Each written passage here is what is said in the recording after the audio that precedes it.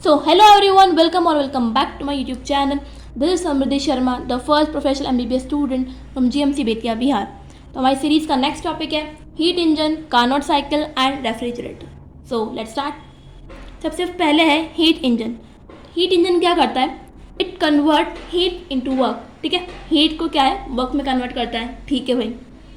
तो इसमें क्या होता है, इसके तीन कॉम्पोनेंट्स होते हैं. एक सोर्स होता है जो कंपैरेटिवली हायर टेम्परेचर पे होता है. लेट सपोज कि T1 टेम्परेचर पे है वो. एक इंजन होता है और एक सिंक होता है. तो सिंक जो है वो कंपैरेटिवली लोअर टेम्परेचर पे होता है. लेट्स कंसिडर कि वो T2 टेम्परेचर पे है. तो यहाँ पे जो हमारा इंजन होता है ये क्या करता है, सोर्स से एक डेफिनेट अमाउंट ऑफ हीट लेता है.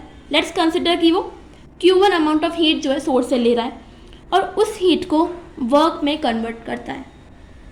ठीक है, लेकिन क्या होता है ना कि जितनी हीट आप ले रहे हो पूरी की पूरी कभी वर्क में कन्वर्ट नहीं होती है. ठीक है, कुछ जो है थोड़ी सी हीट बाहर भी रिलीज हो जाती है. तो लेट्स सपोज कि Q2 अमाउंट ऑफ हीट जो है बाहर रिलीज हो गई. तो फिर वर्क डन कितना हुआ? वर्क डन क्या होगा? Q1 minus Q2. ठीक है, तो अब एफिशिएंसी क्या हुई इस हीट इंजन की? जितना उसको हीट मिला उसमें से कितना उसने वर्क किया वो क्या होगी, उसकी एफिशिएंसी होगी. ऑब्वियस ही बात है, कॉमन सेंस है. तो एफिशिएंसी क्या होगी? Work done upon heat taken. Percentage निकाला है तो इंटू 100. ठीक है, तो वर्क डन क्या होगा? Q1 माइनस Q2 होगा ना, और हीट टेकन कितनी? Q1.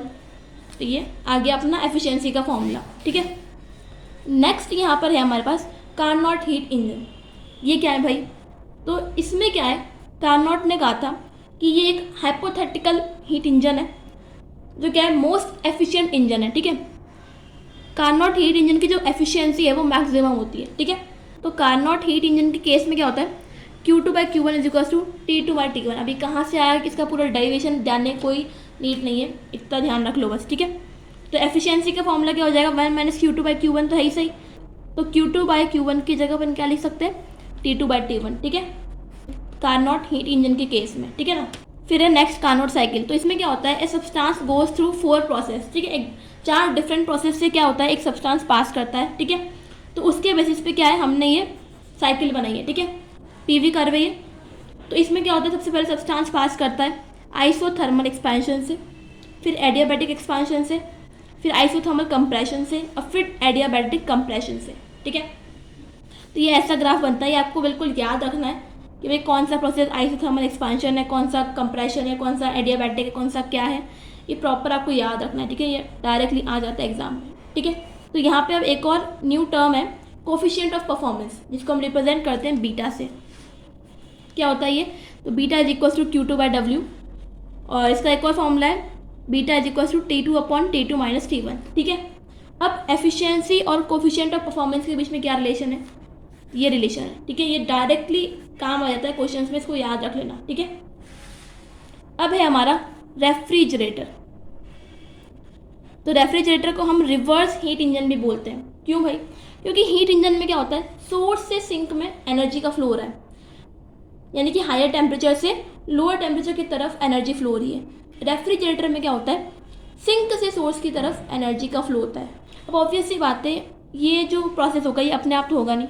एक लोअर टेम्परेचर वाली बॉडी से हायर टेम्परेचर वाली बॉडी में हीट का फ्लो अपने आप तो ऑब्वियसली नहीं होगा. तो इसको करवाने के लिए हम क्या करते हैं, एक एक्सटर्नल इलेक्ट्रिकल एनर्जी हम देते हैं, तब जाके क्या होता है, एनर्जी का फ्लो होता है सिंक से सोर्स की तरफ. ठीक है, तो सिंक से अगेन सिंक T2 टेम्परेचर पे है, यहाँ से Q2 अमाउंट ऑफ एनर्जी जा रही है इंजन के पास. इंजन पे हम एक्सटर्नल इलेक्ट्रिकल वर्क कर रहे हैं कुछ, तब जाके क्या है, Q1 amount of energy source के पास जा रही है. तो यहाँ पे सिंक क्या होता है, रेफ्रिजरेटर, और सोर्स क्या होता है, आपका रूम या जो भी एक्सटर्नल इन्वायरमेंट है वो. ठीक है, तो वर्क हमें कितना करना पड़ रहा है एक्सटर्नल, वो कैसे निकालेंगे? अगेन वही Q1 minus Q2.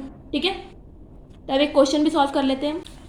An ideal gas heat engine operates in a Carnot cycle between this and this temperature. It absorbs 6 calorie at the higher temperature. The amount of heat converted into work is equals to, फिर ये option दे रखे हैं आपको. ठीक है, तो अब देखो इनमें से ऑब्वियस ही बात है, T1 क्या होगा, T2 क्या होगा. T1 जो हायर टेम्परेचर है तो ये T1 हो गया हमारा. कैलविन में कन्वर्ट करना पड़ेगा, पहले ध्यान रखना, इसमें मत पुट कर देना डायरेक्ट, पहले कैलविन में कन्वर्ट करना है. ये होगा 400 केल्विन, ये क्या होगा, सॉरी ये होगा 500 केल्विन और ये क्या हो जाएगा 400 केल्विन। तो T2 400, T1 500, ठीक है। फिर क्या है, 6 किलो कैलोरी एब्जॉर्ब करी उसने हायर टेम्परेचर वाली बॉडी से। तो ये पहचानना है, कोई भी क्या दे रखा है ये, तो ये आपको दे रखा है Q1, ठीक है। और पूछा क्या है, ये भी पहचानना है। The amount of heat converted into work is equals to, यानी कि क्या पूछ रहा है, वो वर्क पूछ रहा है, ठीक है। तो यहाँ से आप क्या करोगे, अभी हमने पढ़ा था ये फॉर्मूला, तो यहाँ से अपन Q2 निकाल लेंगे और फिर वर्क निकल जाएगा। वर्क कैसे निकलेगा, Q1 माइनस Q2 से, तो आंसर आपका 1.2 आ जाएगा, ठीक है। So this is all about today's video. Bye bye, take care, जय हिंद।